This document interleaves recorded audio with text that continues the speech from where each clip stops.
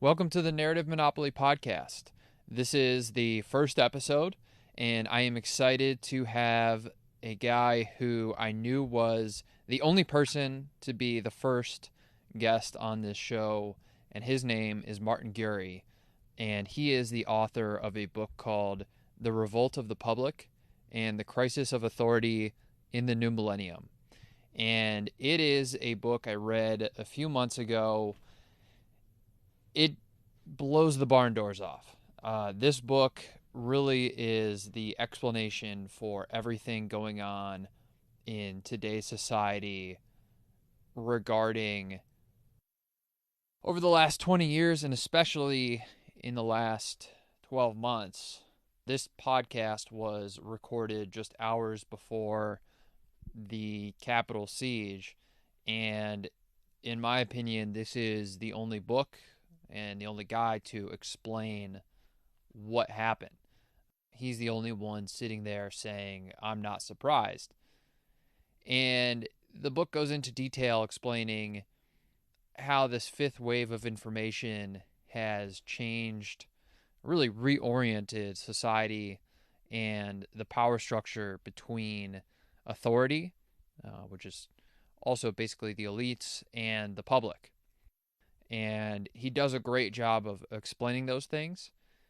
There's also this concept of the center and the border, which is an incredible reframing in my mind. Instead of the traditional right-left or Democrat-Republican, whatever it is, the center and the border really explain why you see AOC and Ted Cruz coming at the same issue in Robinhood and GameStop, because the border attacks the center, which is basically a representation of existing power structures, academia, corporations, everything from the 20th century that was very top down. Martin explains how those structures simply don't work with the fifth wave and the information structure that we have now. They are not aligned, and that has caused a ton of friction between these two. This has resulted in nihilism, so seeing destruction as a form of progress. And I'm really excited for everyone to listen to this interview. It's about an hour, 5 minutes long. If you're like me, you listen on 1.5 or 2x the speed. So I hope you enjoy this first inaugural podcast of the Narrative Monopoly. So without further ado, let's press play.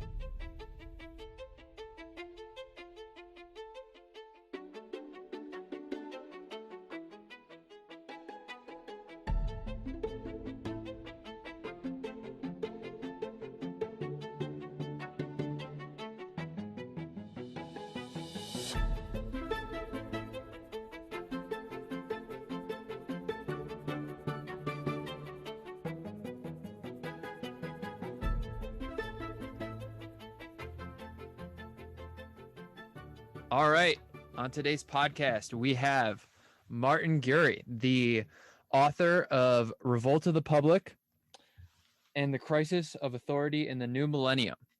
How you doing, Martin? I'm happy to be here. Happy to have you. So you were a CIA analyst for most of your career, and were kind of in the thick of things in terms of this new media revolution, which you call the fifth wave, right? Right. I had probably the least sexy job in CIA. Nobody will ever make a movie out of my career. I was an analyst of global media. And so it turned out, I just some luck, that I was sitting in an incredibly revealing perch as the digital revolution hit the world.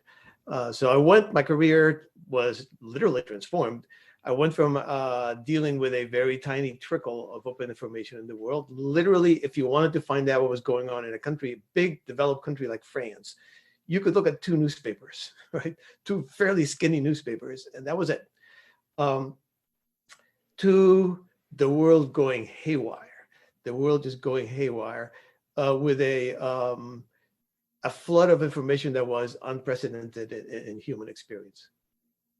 Yeah, so the first thing I'll push back on to start, to keep it a light here. All Wasn't right. a movie already made about your career as a media analyst in 3 Days of the Condor?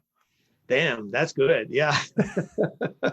You're basically Joe Turner, right? Robert Redford's character. I mean, everyone in CIA who worked in my corner of it, you were right. We were all Robert Redford, man. That is a great movie for anyone who hasn't seen it. All right, so in terms of this new media revolution, I think that the thing that your book really answers is the question that is on everyone's mind, which is what is happening and why, right? Like, people can't really put their finger on it, but they know that the world is changing, and they know that it is a product of what you're calling the fifth wave, this kind of just Cambrian explosion of information.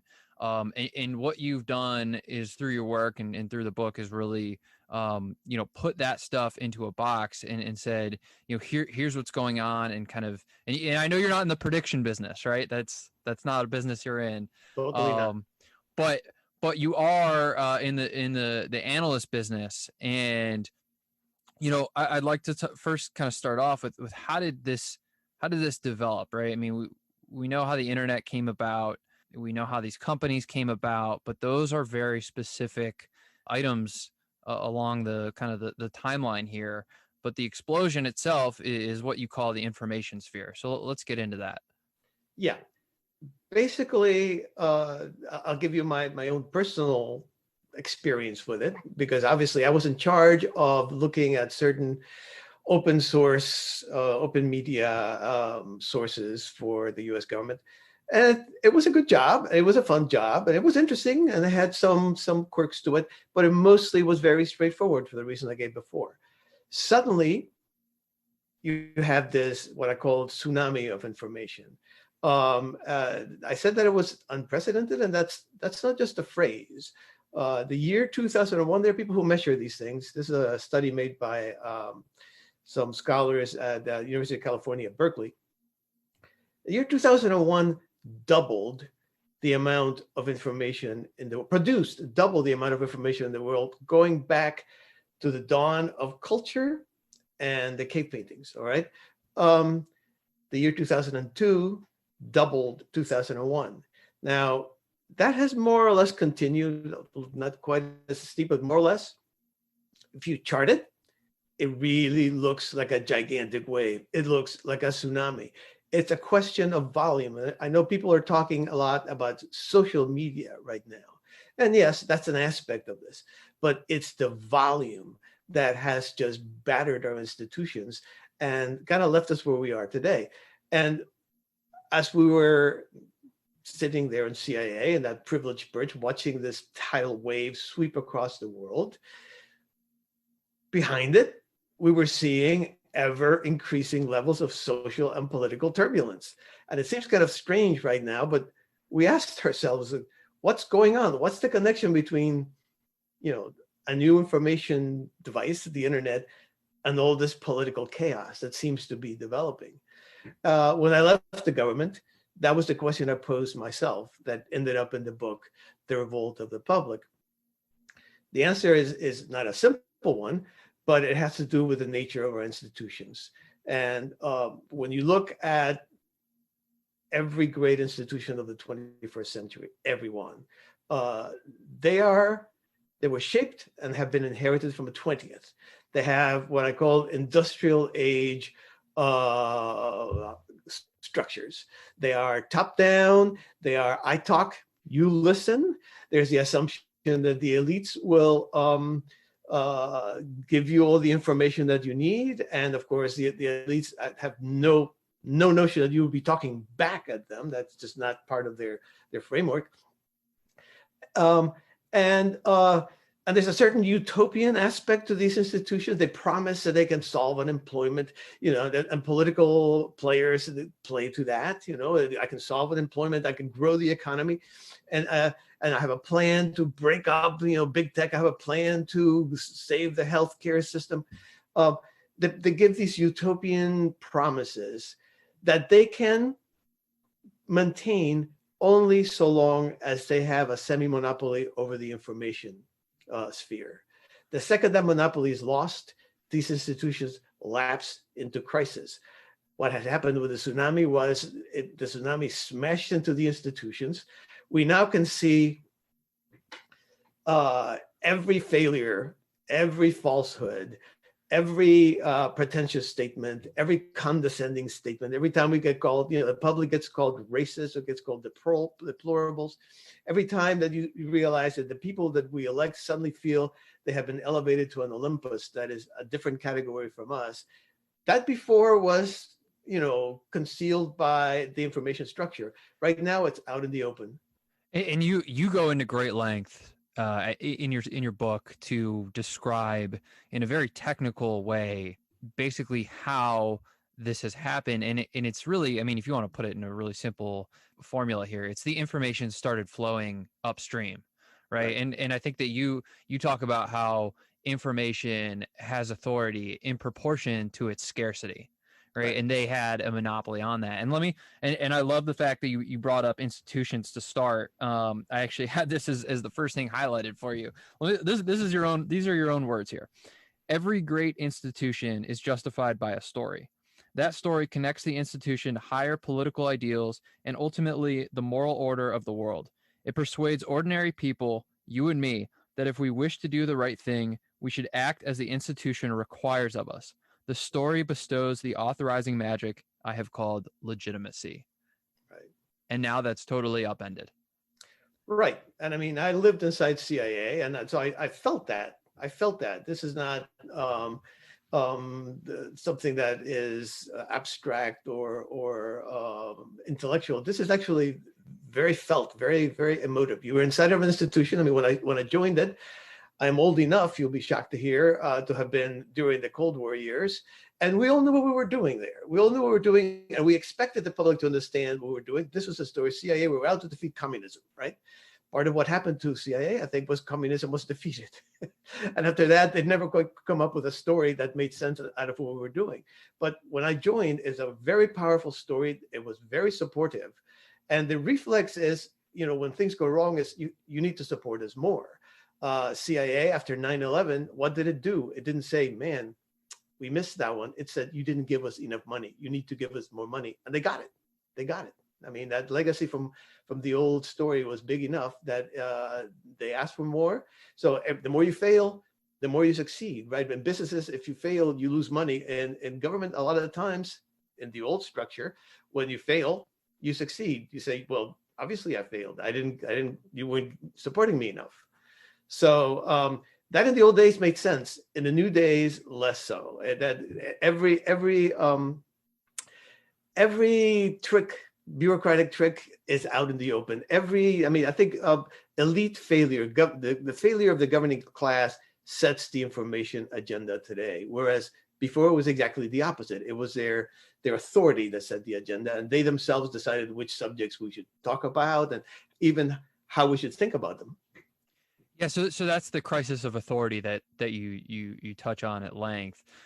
Before we get into that, I mean, when you're talking about institutions, are you bifurcating this by, their actual function, right? Their execution. FEMA is going to go clean up a hurricane versus, what they represent and how they're drawing people into their ranks. And I'm pretty sure you're familiar, did my homework right, with Yuval Levin's, his performative versus formative, how institutions are becoming more performative. I mean, you obviously see this with members of Congress. Yeah, it's a brilliant book, by the way. I recommend it heartily. That and I 100% agree with it. Yeah, I mean, it's it's another one where, putting into words kind of what people are thinking, but they can't quite, put their finger on it. So how are you looking at that? Are you looking at execution or kind of the pipeline? I mean, I both. I mean, I think the institutions obviously exist to perform a function. Um, they have to be run by somebody, and I'm a big believer. Although if you read my writings, I am not easy on the elites. I actually am very critical of them. But I don't believe that you can live in a flat society. I don't believe we can all be equal. I think you put three human beings in a room, and you get a hierarchy. I mean, that just happens naturally. It's in our DNA. The question is, to what extent do these hierarchies function the way that they're supposed to, the way that the way that their story to the public and to themselves actually goes, and to what extent that story is out there, but when you look at the actual institution, the actual structure, it seems to be doing something very different. All right. I mean, at a very extreme and probably unfair case, I had a coworker at CIA who told me, CIA, it's middle class wealth. Says you hire tens of thousands of people. We walk around, we write papers. What happens? And nobody knows, right? That was a bit exaggerated, but I think there is a lot of truth to that. I think when you look at government, a lot of it happens for the benefit of the people who are sitting on it versus for the function that it's supposed to perform. And that, of course, I hope we're going to get into, is what Mark Andreessen said in his essay on It's a Time to Build, which was right before, at the very beginnings of the pandemic, where it's like, okay, we all knew that this might happen, and it's a big shock that it's happened. We all know that there might be a moment when the government might need to give money to the public because of some crisis that's happening, or we never built that structure for that to happen. You know, what is going on with these institutions? What are they actually doing? And you find that in many cases, and in different countries and different cultures, the trends are different. I mean, so you can't wholly generalize, but around the world, all of them are in decline at various levels of decline, and all of them seem to be diverging from what their function is, and serving more that performative.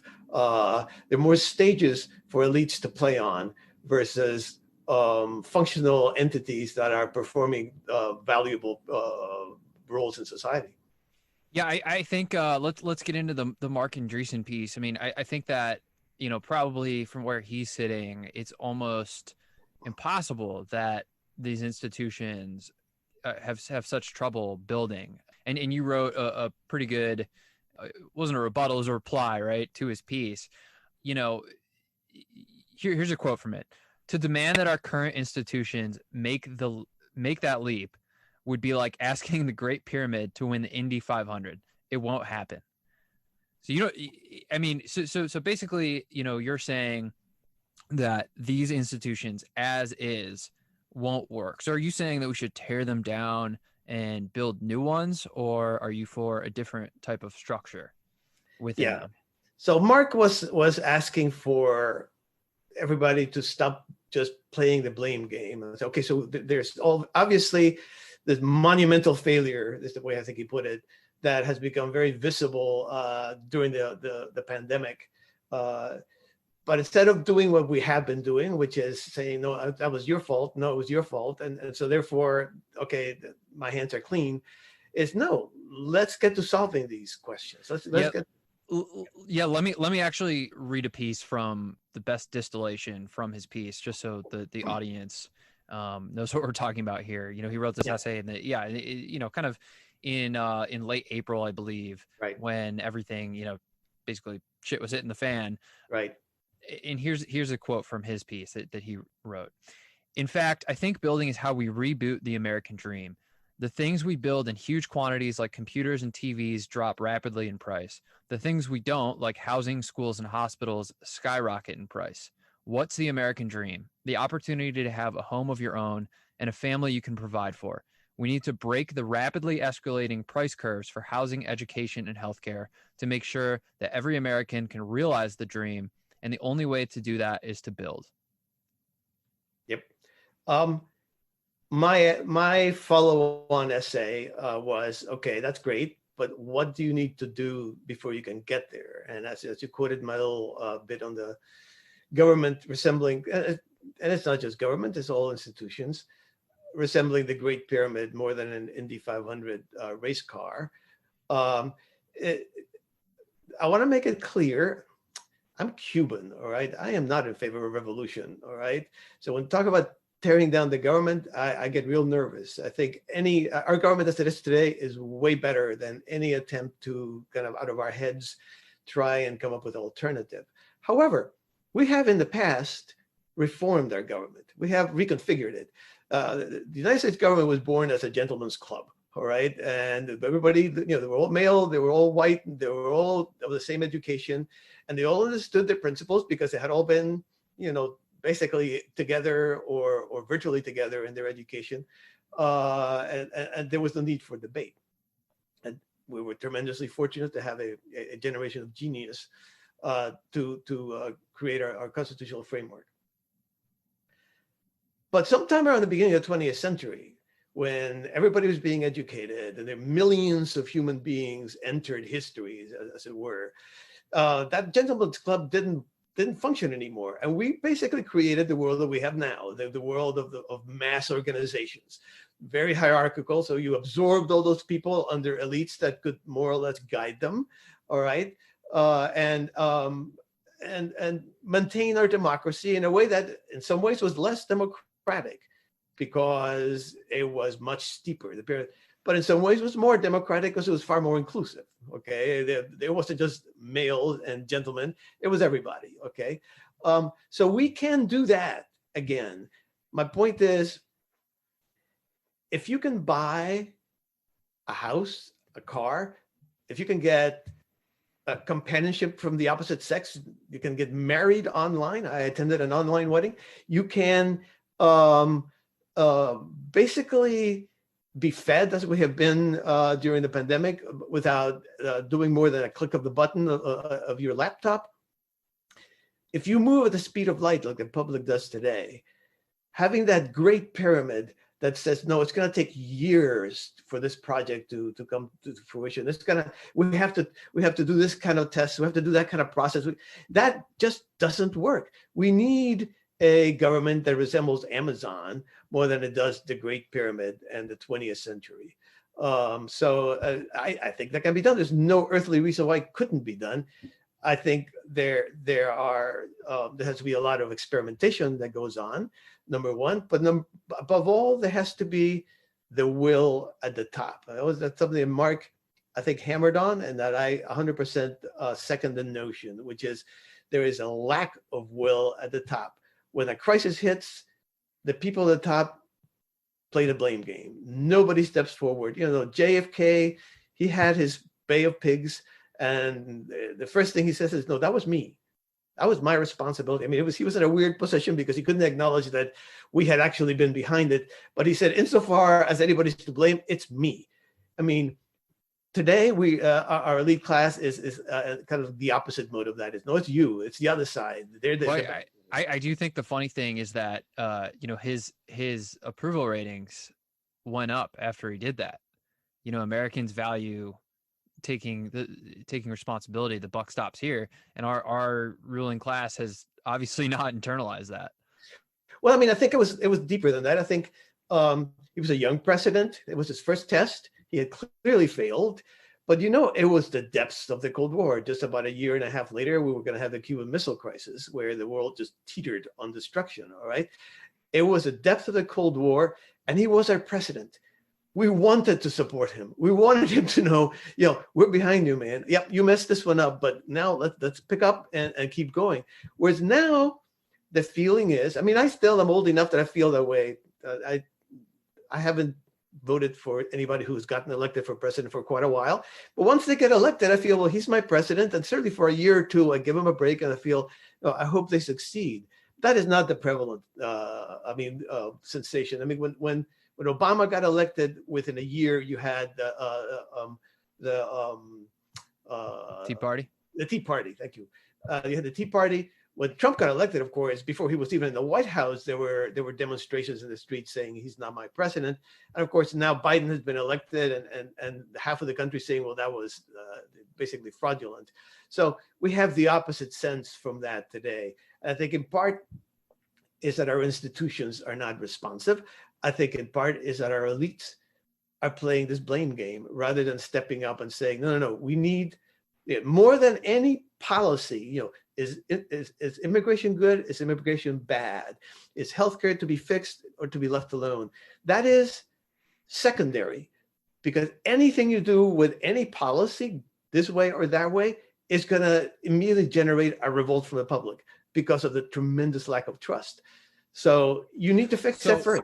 Yeah, that's a great setup here, because one of the big questions I wanted to ask you. I mean, obviously the theme in your book is also this crisis of authority. It's not just the revolt of the public. It's the authority, and you use authority to mean more than just government and institutions. It's also corporations, it's research papers, it's anything of authority, right? And so how much of the current animus towards the ruling class, politicians in particular, is a product of worse performance by those people, or daylight exposing them to be infallible? And kind of a two-part question here. I mean, another question that runs parallel is, are the politicians today worse, or has the landscape changed? I mean, if you put Lincoln, if you put Madison, if you put Jefferson in today's world, are they actually better statesmen, or are the public just so primed to hate whoever's in charge that they're going to find something, they're going to find an old tweet from Jefferson, they're going to find some gaffe from Lincoln?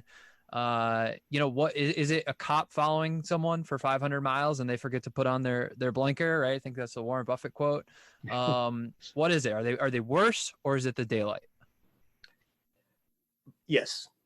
The answer is yes. I will move away from politics to illustrate what I mean. News broadcasting. Okay. In the 20th century, we all went, and I tell you, I was there. Turn on CBS News. There was Walter Cronkite, which is like everybody's wise uncle, right? And Walter Cronkite, at the end of every broadcast, would tell us, that's the way it is for, January 6th, whatever. And it never occurred to us to ask that this, 25-minute broadcast that maybe talked about 5 things had left most of what had happened in the world out of it, because, he had authority. And authority is the opposite of power. Authority is me being able to persuade you without putting a gun in your face.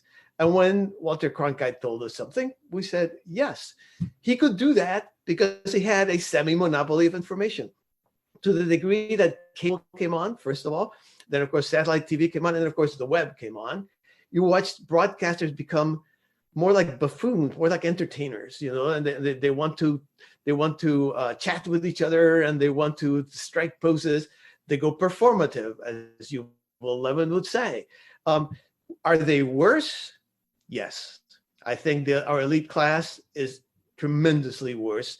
I think there maybe is a selection process. Who would take that job now, right? It would be somebody who believes in, I just want to be a performer, right? And if anything goes wrong, I'm going to blame somebody, right? But is it also a much more difficult structure? Would Lincoln and Madison have struggled? Yes, they would have.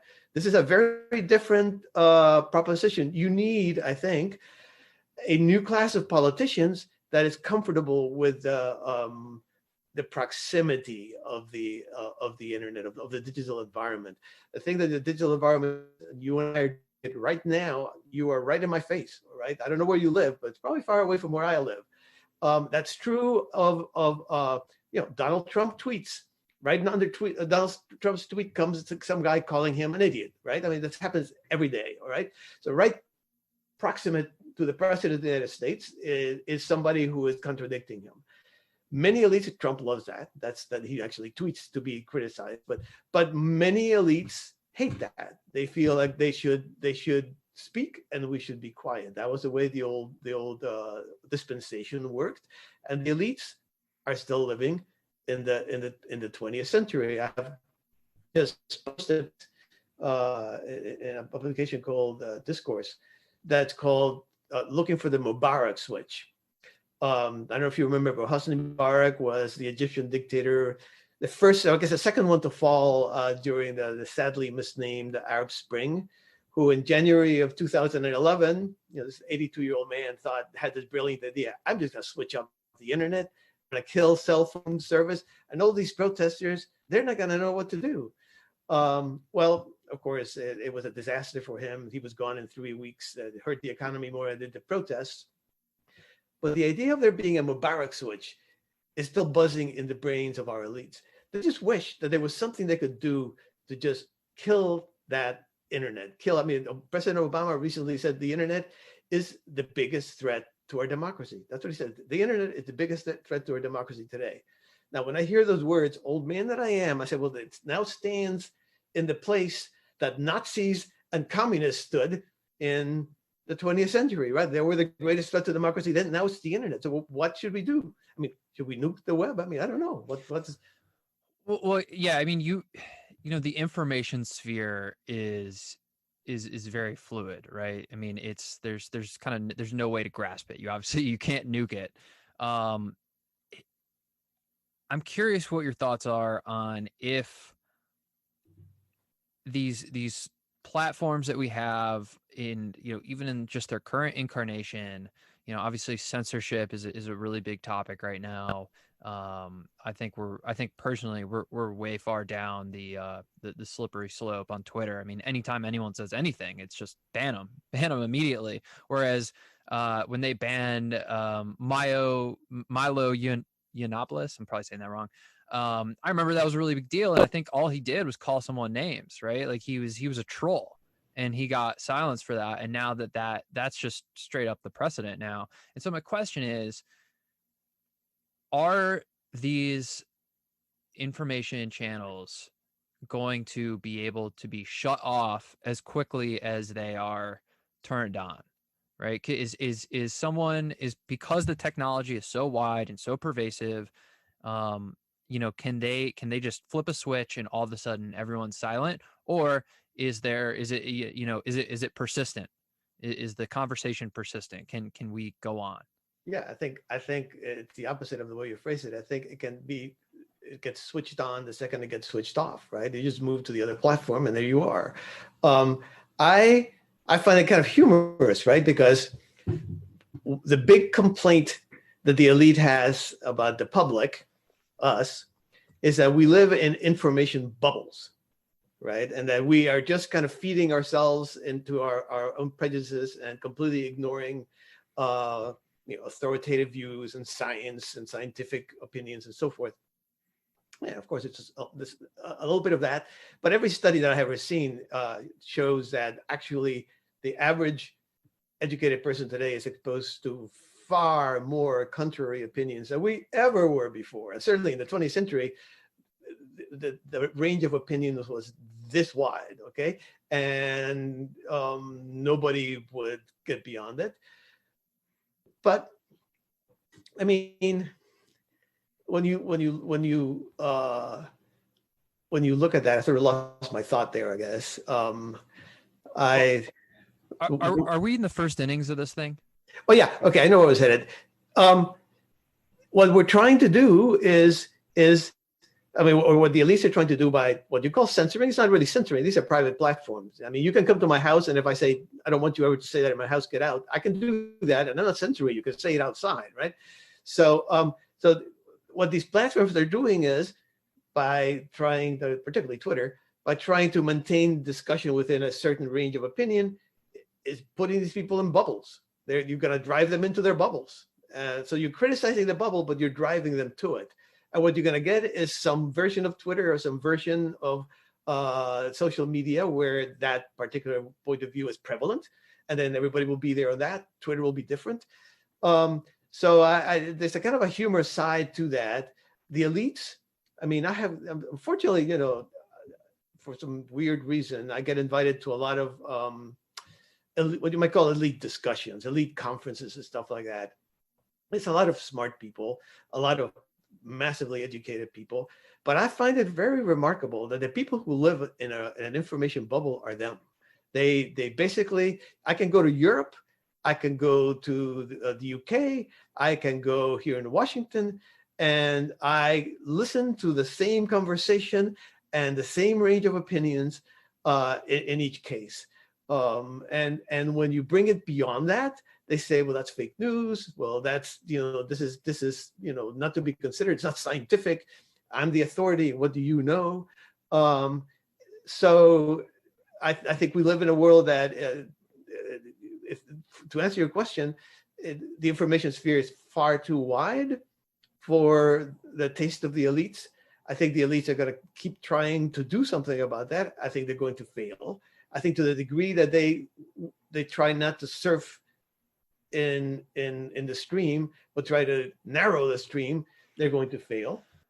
This is bearing the lead here. I think that the most insightful kind of framing that you have was the center and the border, Yeah. right? So why don't you just touch on that really quick, and then we'll get into that conversation.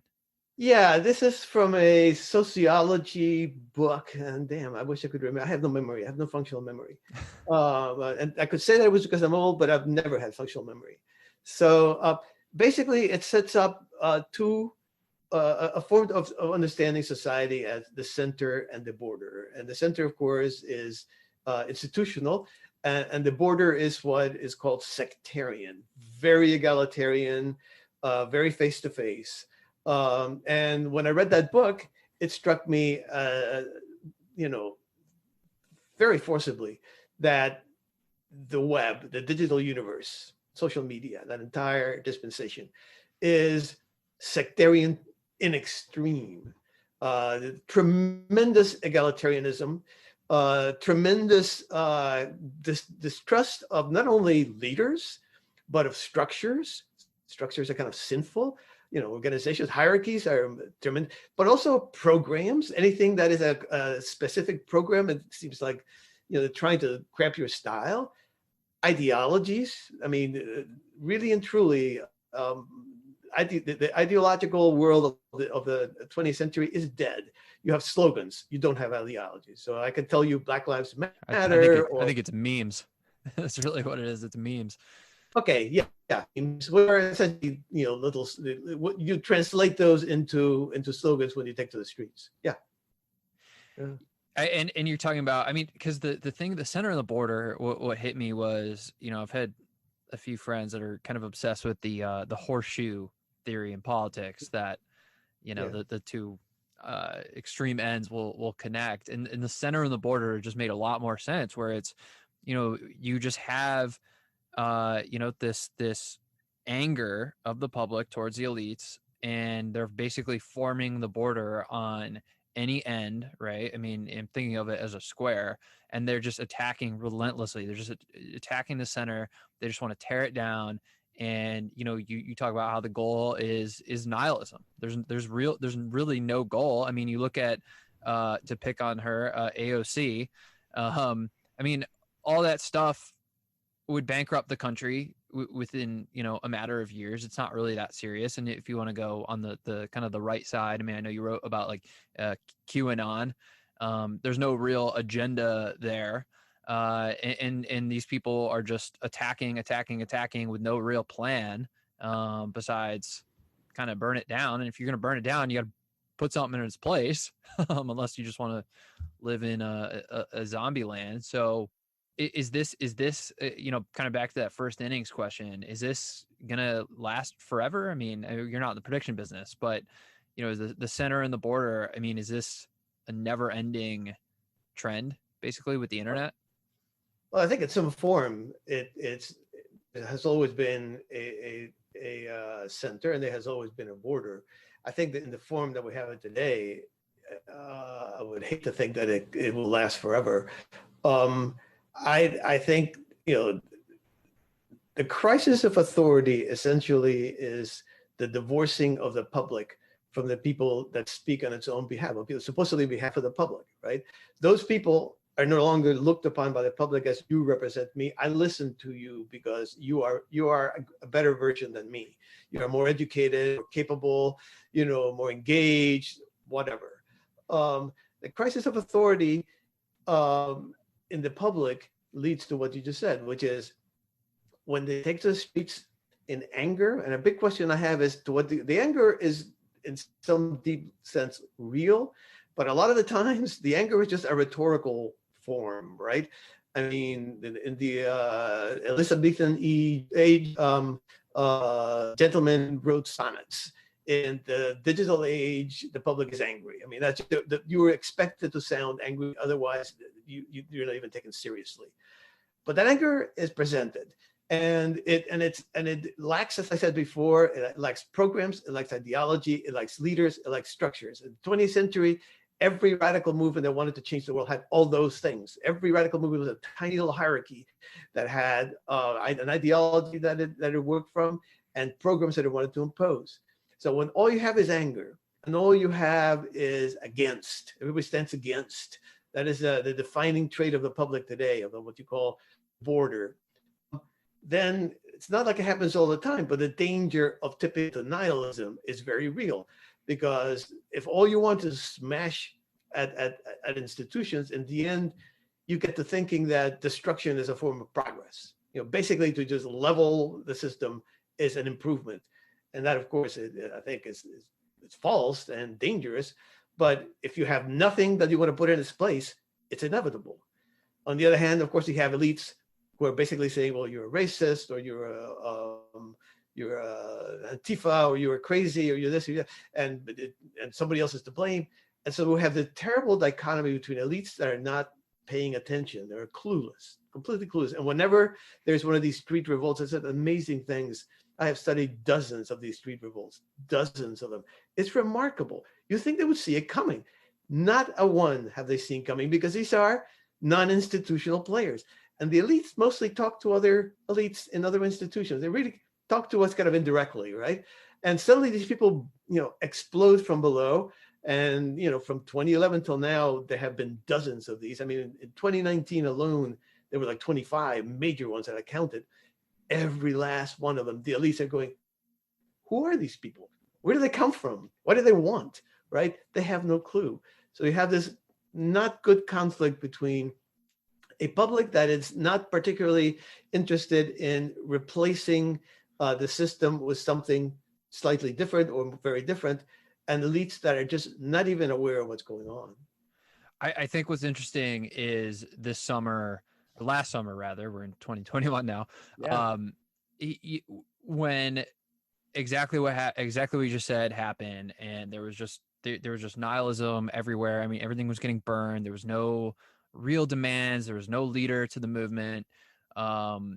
There was a choke point of information that was the New York Times op-ed page when Tom Cotton wrote that op-ed, and he said, we need to use the Insurrection Act, I believe, to bring out the military, and it caused the New York Times op-ed editor to resign, and there was a kind of an internal revolt that the New York Times employees were not feeling safe. And so it's exactly what you're talking about. It's this crisis of authority where they're trying to restrict the flow of kind of unsanctioned information.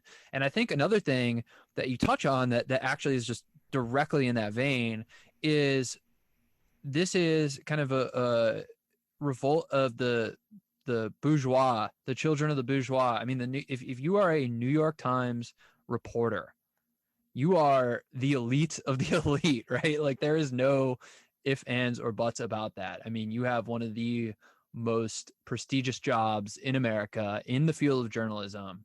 And here you have this internal revolt there. Not only that, I would say you looked at the autonomous zones. Go look at. I mean, I love doing this. YouTube is full of young people who went to the autonomous zones in Portland and Seattle. Right, they carved out these little occupied zones from this a few blocks of the city. They're almost all of them white and middle class. I mean, this is Black Lives Matter, okay? But there was almost all of them white and middle class. It's kind of fascinating to me, yeah. And almost all of them college educated. The revolt of the public is not a revolt of marginalized people.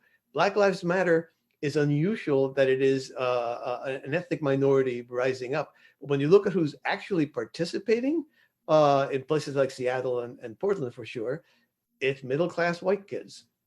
I mean, the great irony is they're doing that at the detriment of, actually marginalized people who would like to change their communities.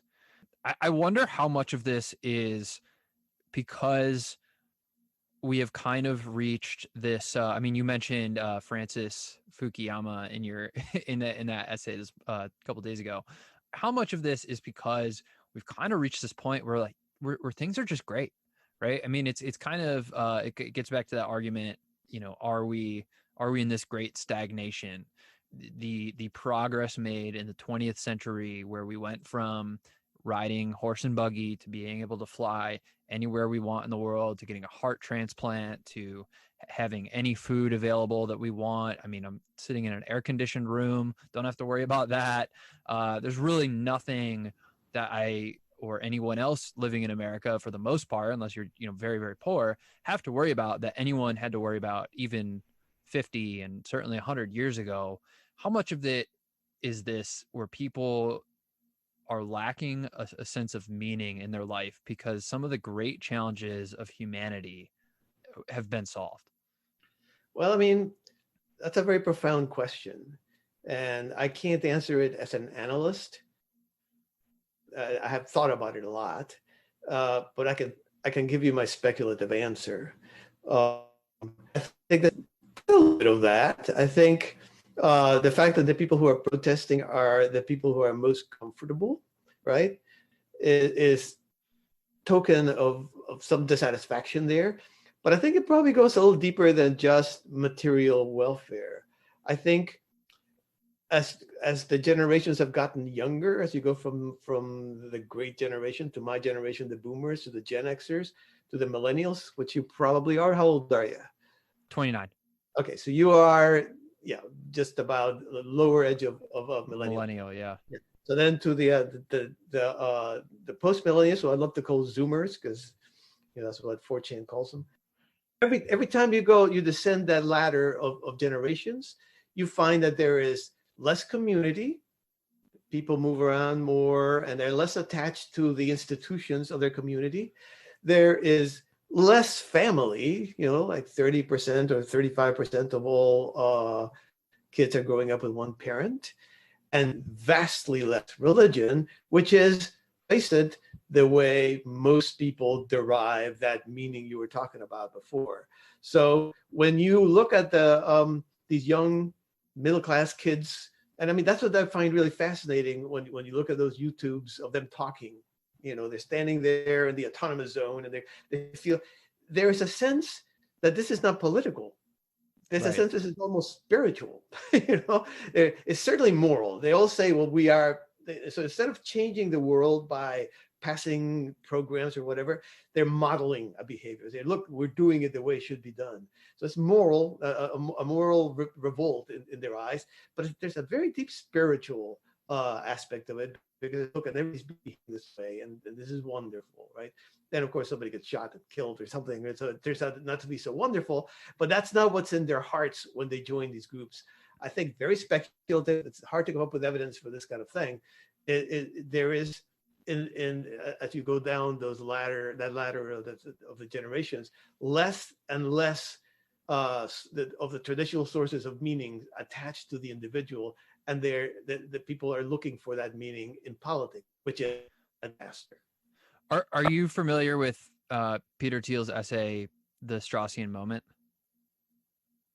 No.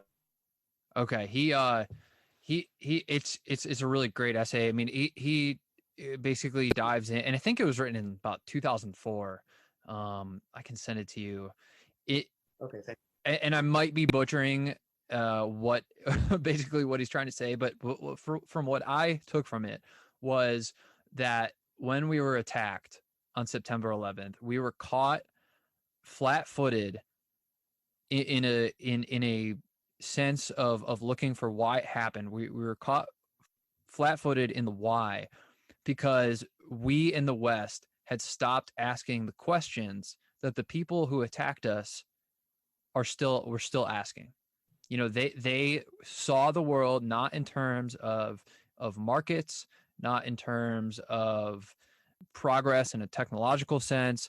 They saw the world in a sense of pure religion, pure thought process towards humanity, the afterlife, all of that stuff. And I was very kind of shook after reading it, because it kind of opens your eyes, like your book did for me as well, in the sense of what is the West doing? Like, why are we here? You know, we have, you know, done all of these things to make humanity not just more comfortable, but more successful in terms of human life. I'm talking about like heart transplants and you know, clean water, all that stuff. But you know, it's almost as if we've gotten so wrapped up in that. And don't get me wrong, and I'm an unbridled capitalist, but it's like, you know, we haven't paused to say, you know, what is going on here. And again, I mean, that's what just strikes me as a lot of this stuff's kind of the underpinning of a lot of this stuff when we see these eruptions. I mean, it's and you know, to your point, it's coming from the organizing capability and the information sphere as well. It's I think it's something we have to wrestle with. Yeah, I mean, none of us live from bread alone. We tend to forget that because in our society, it's kind of awkward to talk about religion or to talk about personal, you know, cosmic beliefs. But none of us live from bread alone. You mentioned Al-Qaeda, and we earlier had talked about narratives. And one of the things I did as a CIA agent was to figure out what is the Al-Qaeda narrative. And they were very tech savvy, for example. They were right up there on the edge of technology. They had no fear. That was, you know, the infidels might have developed that technology, but they loved it and they used it. But as you say, it wasn't the prime object of their lives. The prime story was that they were this band of brothers, kind of like the world, and they could do the same thing. Part of what I find, they were, by the way, one of the earliest instances of a network group defeating a gigantic bureaucracy. I mean, you had this little network group of terrorists that caught the U.S. government, which was, you know, it's not like we were totally unwatchful, but we were watching in a different kind of way that this network could evade. Just blended into the background and suddenly perpetrated these horrible deeds. Part of what I find kind of fascinating is a parallel between Al-Qaeda, the Islamic Caliphate, and a lot of the protests you see today is this loathing, first of all, ignorance of, but secondly, loathing of history. In other words, history is the sum of all injustice and of all degradation, right? So the ISIS museum, when you smash up a bunch of 3,000-year-old statues. I don't know if you ever saw that video, but it was kind of a bizarre one. Today, we smash up statues of Lincoln and Teddy Roosevelt and God knows who else. Or you listen to Greta Thunberg, you know, basically screech at the United Nations saying, "How dare you? You've destroyed the world. You people, your older generations have made it so that we are doomed now. It's entirely your fault." No interest in really learning about history because history is people. I mean, Thomas Jefferson, one of the greatest minds that ever exercised power in history and that gave us essentially our system as we ourselves talk about it. He's just a slave owner. He's just a bad man. We should just reject him. He was an abuser. And so the idea that history happened in a different place where situations were judged by different standards. And then, yes, we're free to say, well, you know, that was a bad thing. I mean, Jefferson in particular, he, you know, like Washington freed his slaves after his death. Thomas Jefferson had his sold because he was so deeply in debt. That was a terrible thing. So you can pass that judgment and not also obliterate the fact that he was probably one of the greatest promoters of human freedom in the history of the world, right? You have to have a little bit of subtlety about this. No, history is the source of all evil, the source of all injustice, the source of all degradation. And what we want to do is bash it down. That's where you get to nihilism, right? Is you want to wipe the slate clean. And then what happens? Silence. And it's not just destroying it too. I mean, it's changing it as well. I mean, I saw on the 4th of July, I saw Ibram X Kennedy was just butchering a Frederick Douglass quote about in his speech from the 4th of July, where he totally changed the meaning. That the meaning of the speech was that he wanted the freedoms promised in the Declaration of Independence for African Americans in the United States, and that's the point, is to make that promise whole. And so you do have this battle going on over history. I certainly really worry about it for the children coming up, because this is a frame of reference that people have. I mean, you wrote this in your book, and something I highlighted was, you said, America's political future looked to be decided by whoever controlled the story of its past, not a particularly unusual or paradoxical situation. Yeah. Yeah. I mean, the problem is, of course, or maybe what we have going in our favor with this Zoomer generation that I actually want to study a little bit more, because they're pretty fascinating, that follows yours. What we have in our favor is, it's not that they have a particular interpretation of history, right? It's just, they don't know it. Simply don't know it. To them, history is some monument that you take a selfie standing in front of. I mean, that's history, right? It's a very, there's a certain iconic moments, and Frederick Douglass is like an iconic person. So you cite the iconic people, and everything else is injustice and oppression and degradation. So that cannot last. You can't live lobotomized with no memory. And so the younger generation is going to have to come to grips with the past. The past has already come to grips with it. I mean, you are essentially the sum of everything that has happened before. To the degree that you are not aware of that, you're being manipulated by the past rather than transcending it. So I think actually there will be a change. I think there will be a change. I think there has to be a change. I think there will be crises that this generation is going to face. Like I said, I'm old enough. I did the Cold War. I did my bit. Now over to you guys. And I think you and your generation and the one that follows you will face crises that you're going to have to say, well, what happened in the past like this? How did we deal with it? How can we do better now? And at that point, you either are going to have to learn history, even if you learn that you don't like what happened in detail, not in this very superficial sense of, I'm virtuous, but everything in the past before I was born was sinful and unjust. And I think it's going to happen. I think, I don't make predictions. Or nostalgic as well. I mean, that's another piece, right? Is nostalgia. That's the elites. I think the elites are very nostalgic. That's true. When we first started emailing, I'd sent you an essay I wrote about how basically passion is prevailing over reason. You push back on that. I mean, there are basically two books over the last few years that I've read that have just level up to my thinking and about the world and just totally opened my eyes. One of which is yours. The other one is Amusing Ourselves to Death by Neil Postman. And I'm very worried that we're failing to learn history. We're failing to learn about all this stuff.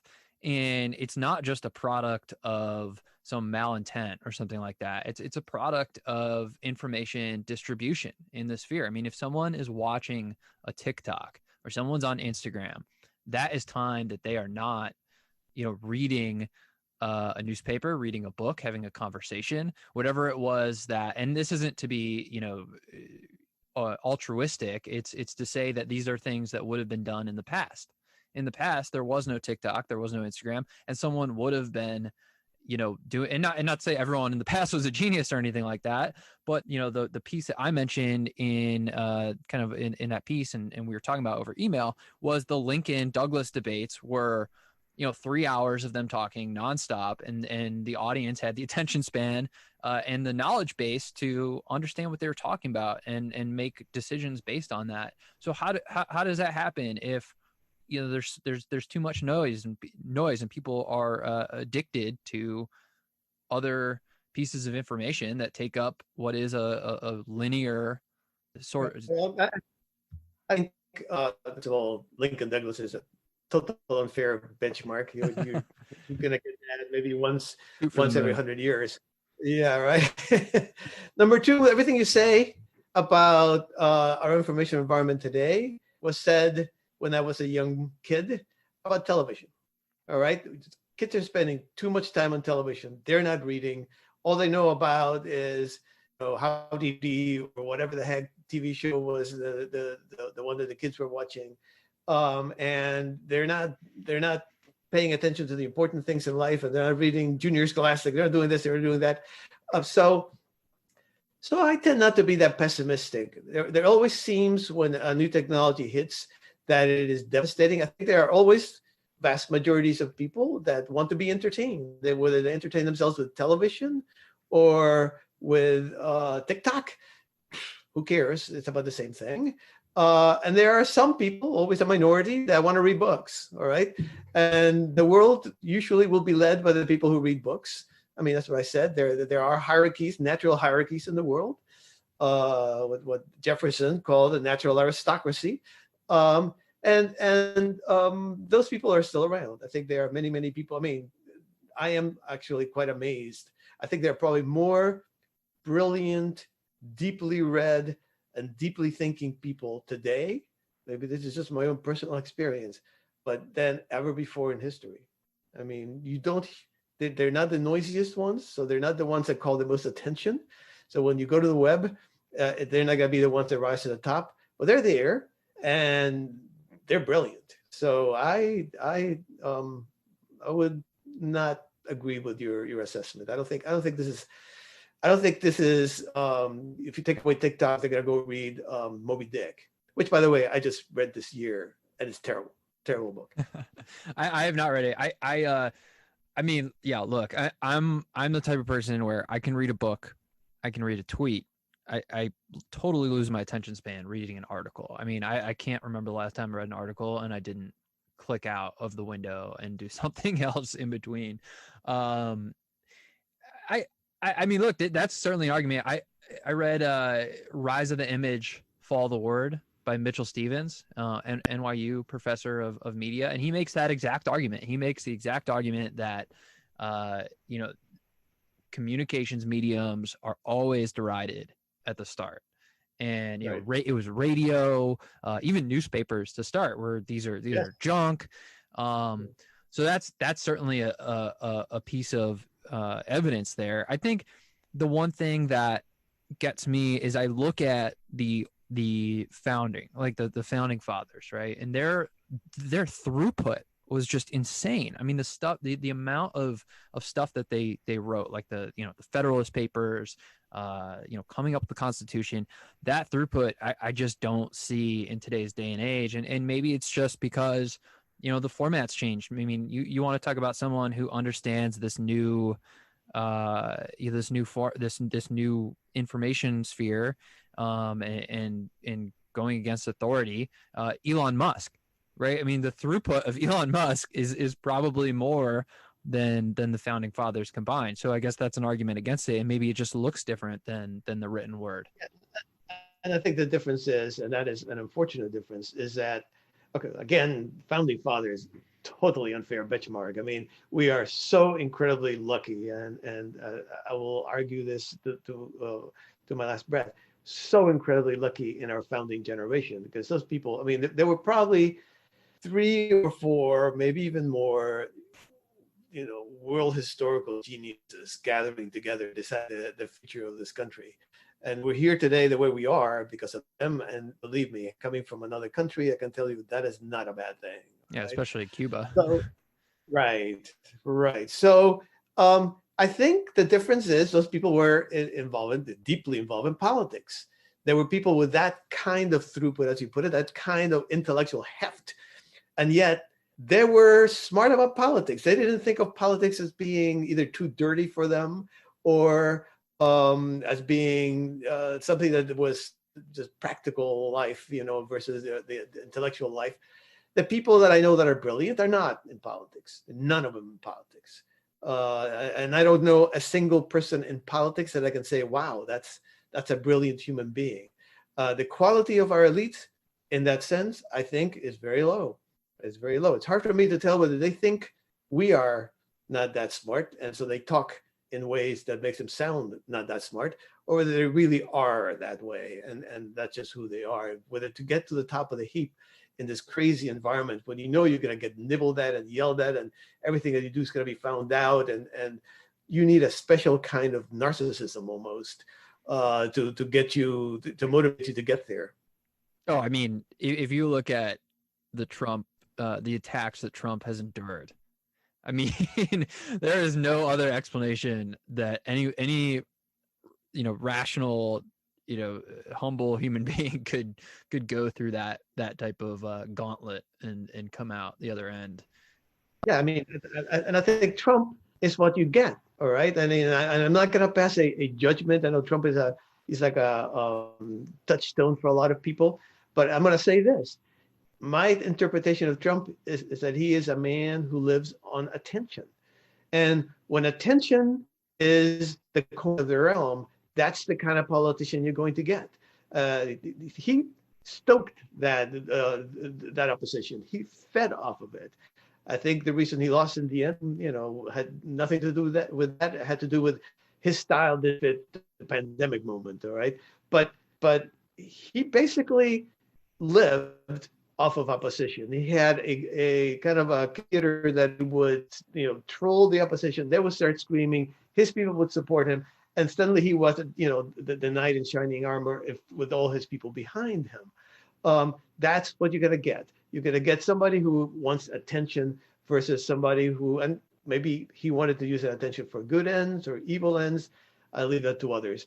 But the primary motive was not service, and it was not the national interest.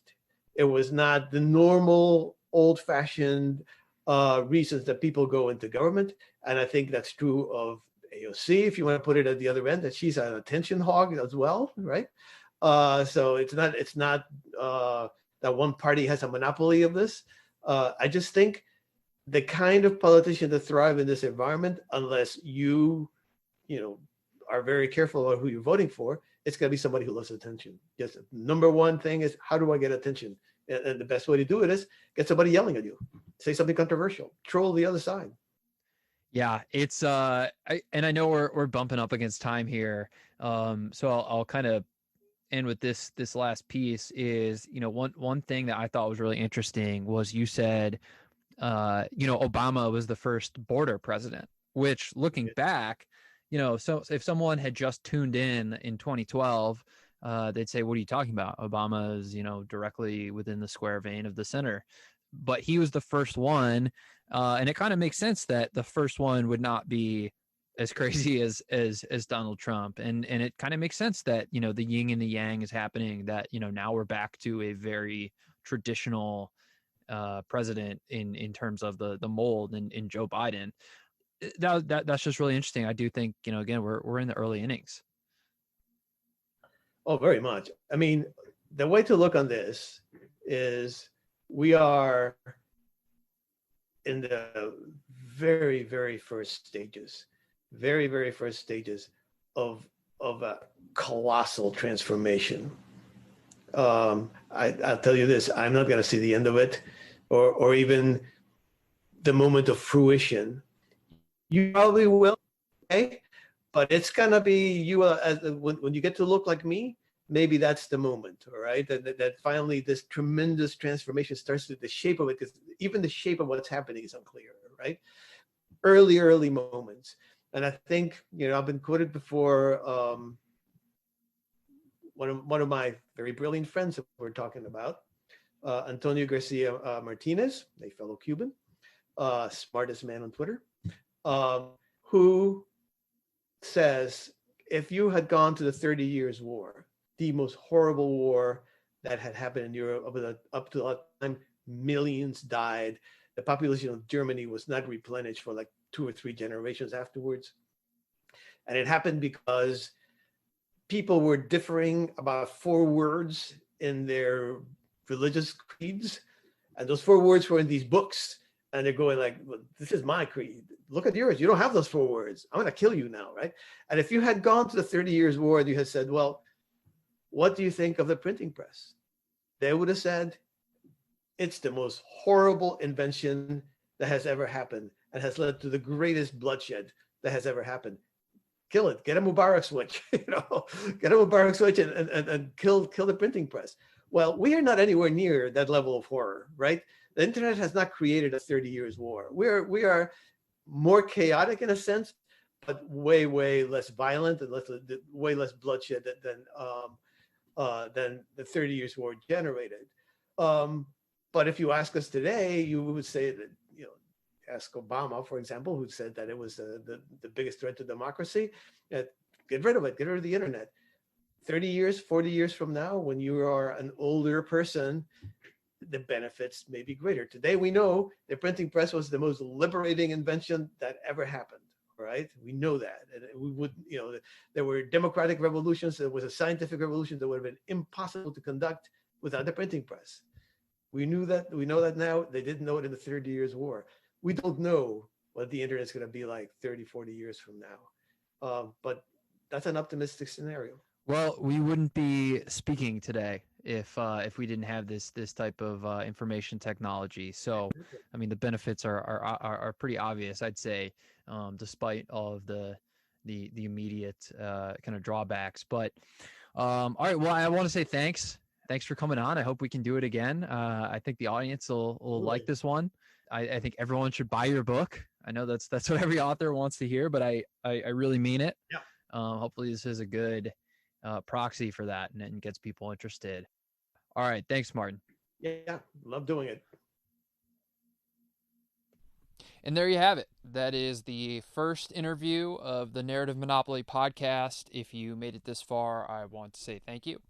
We will be putting out one a week to start, and right now I'm going to keep this short, may add some commentary in the future, but right now just want to preview some of the other podcasts we have coming down the pike. We have Jason Crawford of Roots of Progress. We have Ben Hunt of Epsilon Theory, Gerard Baker from the Wall Street Journal, and the calendar in February is starting to fill up as well. So I'm excited to share these conversations with you. I think it's really important that we have conversations that are outside of what I call the narrative monopoly, which is, basically the information sphere, a lot of what Martin talked about in this podcast, that has to conform, whether that be for their profit structure, whether that be for